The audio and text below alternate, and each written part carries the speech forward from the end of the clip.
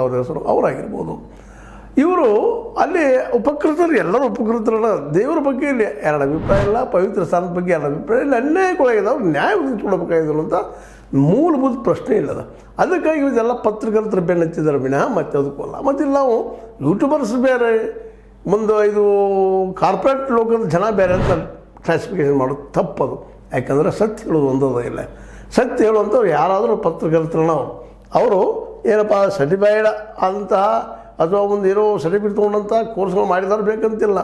ಸತ್ಯ ಹೇಳೋದು ಎಲ್ಲರೂ ಪತ್ರಕರ್ತ ಕೆಲಸ ಮಾಡ್ತಿರ್ತಾರೆ. ಸತ್ಯ ಬೇಕಾಗಿದೆ, ಸತ್ಯದ ಹುಡುಕಾಟ ಪತ್ರಿಕಾರಂಗ ಪತ್ರಿಕಾಕರ್ತರು ಮಾಡೋ ಕೆಲಸ.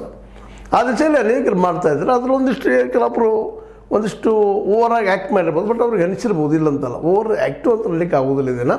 ಯಾಕಂದರೆ ನಿರಂತರ ನೋಡ್ತಾ ಇದ್ದಾರೆ, ಸಂಪರ್ಕದಲ್ಲಿದ್ದಾರೆ. ಸ್ಥಾನಿಕವಾಗಿ ಅಲ್ಲಿ ಏನು ನಡೀತದ, ಯಾರಿಂದ ಏನು ನಡೀತಾ ಇದೆ ಅನ್ನುವಂಥದ್ದು. ಅದರಲ್ಲೂ ಸೌಜನ್ಯ ಕೇಸ್ನಲ್ಲೇ ಭಾಳಷ್ಟು ಜನರು ಅದರಲ್ಲಿ ನಡೆದ ಸತ್ಯ ಅನ್ನೋದನ್ನು ನಂಬಿಕೊಂಡಿದ್ದಾರೆ ಇವತ್ತಿಗೂ. ಅದ್ರ ಮೇಲೆ ತಮ್ಮ ಏನಪ್ಪ ಅಂತಂದ್ರೆ ಅದು ನ್ಯಾಯ ಸಿಗಬೇಕಾದಕ್ಕೆ ಅನ್ನುವಂಥದ್ದು. ಅದರಿಂದ ಅಂತ 79 ಸ್ಟಾರ್ಟ್ ಅದ ಅನ್ನುವಂಥದ್ದು ನಿಮಗೂ ಗೊತ್ತದ. ಆ 79ರಿಂದ ಇವತ್ತಿನವರೆಗೂ ಮೇಲಿನಂಥ ಸುದ್ದಿಗಳು ಕೇಳಿ ಬರ್ತಾನೆ ಇದ್ದಾವೆ. ಅದಕ್ಕೆ ಇದೊಂದು ಇತಿಶ್ರೀ ಆಗಬೇಕಿದು. ಇದರಿಂದ ಯಾರಿದ್ದಾರೆ ಬರಬೇಕು ಹೊರಗಂತೇಳಿ, ಯಾರವರು ಅಧರ್ಮೀಯರು ಅನ್ನುವಂಥ ಮಾತನ್ನು.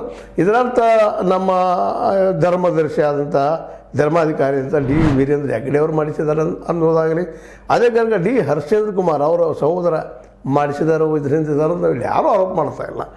ಯಾರಿದ್ದಾರೋ ಅವ್ರು ಸಿಗಲಿ ಅನ್ನುವಂಥದ್ದು ಅದ್ರ ದಿಶೆಯಲ್ಲಿ ತನಿಖೆ ಆಗೋದು ಬಯಸ್ತಾ ಇದ್ದೀವಿ. ಈವನ್ ನಮ್ಮ ತಿಮರೋಡಿಯವರಾಗಿರ್ಬೋದು, ಜೊತೆಗೆ ನಮ್ಮ ಮಟ್ಟನವರಾಗಿರ್ಬೋದು, ಅವ್ರ ಜೊತೆಗಾರಾಗಿರ್ಬೋದು, ರವಿ ಪ್ರಸನ್ನ ಅವರಾಗಿರ್ಬೋದು, ಅವ್ರು ಏನು ಕೇಳ್ತಾ ಇದ್ದಾರೆ, ತನಿಖೆ ಮಾಡಿಸ್ರಿ ಇನ್ನೊಮ್ಮೆ ಸರಿಯಾಗಿ ತನಿಖೆ ಆಗಲಿ ಅಂತ. ಯಾಕಂದರೆ ಸೌಜನ್ಯ